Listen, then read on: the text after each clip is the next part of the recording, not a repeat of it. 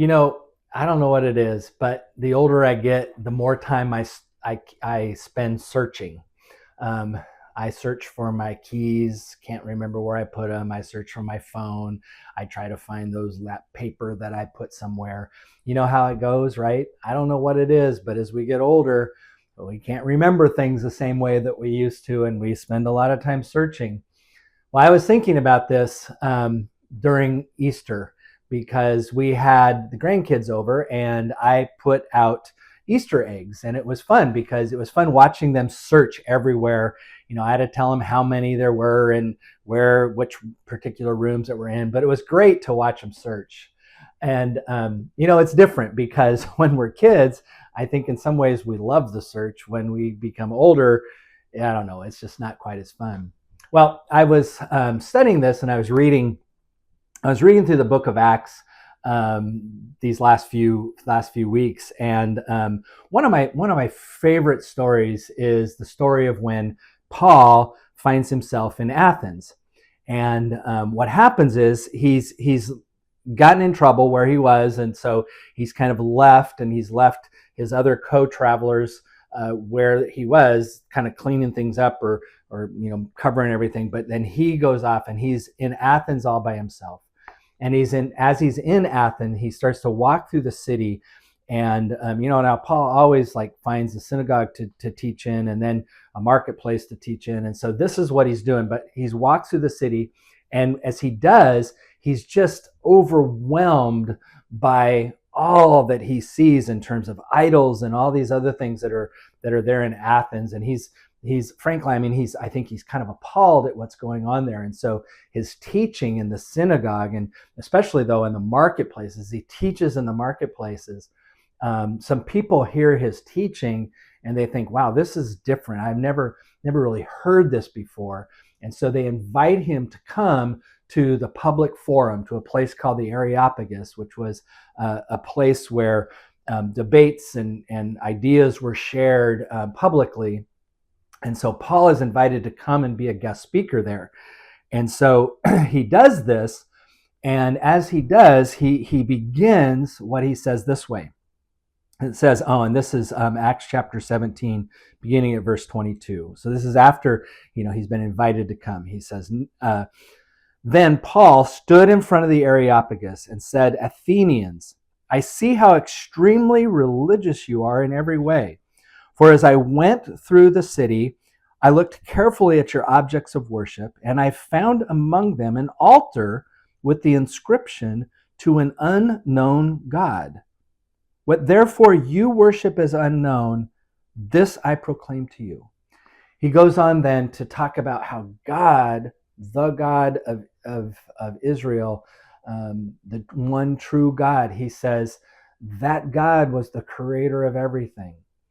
And he goes on then to talk about Jesus, and he talks about Jesus's ministry, and then he mentions Jesus's death, and then he mentions Jesus' resurrection. And when he gets to the place of talking about the resurrection, all of a sudden people going, oh, wait a minute, this is too strange. He doesn't get a lot of converts there, but he does get some. But I think what's interesting about the story is Paul recognized that the Athenians, he didn't label them just as pagan. He was really struggled with what he was seeing by all their idols and everything that was out there. But he knew also that they were searching, that they were diligently looking for truth and understanding. And probably some of them, it really wasn't about the destination. It was more about the search. And for those, I think Paul was more ready just to kind of let them go. But for the ones who are really searching for the truth that they could live their life serving or understanding, those were the ones I think Paul was most interested in. He was interested in those who were searching diligently. And that became the thing that really became the source of Paul's ministry there. It was short, but that became the source of his conversation. Being a diligent searcher for the truth. It got me thinking about how we need to be the same way, because as we walk around our city, Yeah, there's not the same kind of idols, but there are all kinds of things that are alternatives to worship, right? Alternatives to putting your life or making as your life goal. And Paul's simply saying, look, the truth, the real search is finding the one true God. And so maybe for us, we need to kind of question, what is it that we're searching for? And what's distracting us? All right, one more thing. One more thing, just as I end this. We'll go back to Easter, okay? And our grandkids who were searching for everything, we went through them and we looked everywhere. And I couldn't remember all the places that I had hidden those eggs. And as we finished, we counted them and we came up one short. And I was like, I don't know. I'm pretty sure we had 50, but I don't know. I'm only getting 49. Maybe I just counted wrong. I made the kids count over and over and over again to try to get to that 50th egg, and we just couldn't find it. Do you see it? Look closely. Do you see where that egg is? We didn't find it until a week later. But right there. That's where that one crazy egg was hidden. You know, it teaches us something about searching. Sometimes we think we got all the answers. We think we got all of our eggs in the right basket, but keep searching.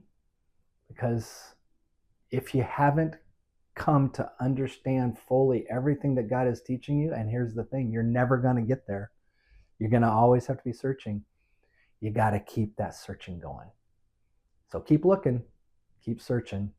God's going to teach you something new.